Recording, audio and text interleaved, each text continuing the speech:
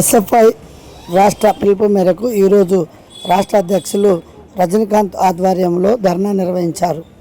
ములుగు జిల్లాలో ఈరోజు ఎస్ఎఫ్ఐ ఆధ్వర్యంలో విద్యార్థులకు ఫీజు రీయింబర్స్మెంట్ మరియు విద్యార్థుల సమస్యలు పరిష్కరించాలంటూ ఈరోజు జిల్లా కలెక్టర్ కార్యాలయం ముట్టడించడం జరిగింది. వారికి మద్దతుగా బీఆర్ఎస్ నాయకులు పోరిక గోవింద నాయకు హాజరయ్యి విద్యార్థుల సమస్యలు పరిష్కరించాలని చెప్పి వారికి మద్దతు తెలిపారు. అనంతరం వారు మాట్లాడుతూ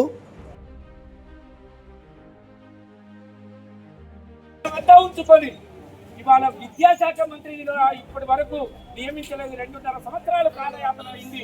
2.5 సంవత్సరాల వరకు కూడా విద్యా ఉన్నది.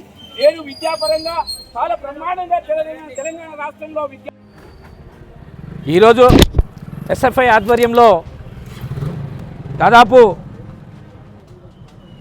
రాష్ట్ర ప్రభుత్వం వాళ్ళకిచ్చే బకాయిలను విడుదల చేసే క్రమంలో ఇవాళ కలెక్టరేట్ ఆఫీస్లో 200 కిలోమీటర్ల నుండి నడుచుకుంటూ ఇవాళ కలెక్టరేట్ దగ్గర వచ్చి వాళ్ళ సమస్యలను పరిష్కారం చేయాలి అనే తపనతోటి విద్యార్థులందరూ ఇక్కడికి వచ్చిన వాళ్లకు మా బీఆర్ఎస్ తరఫున పూర్తి మద్దతు.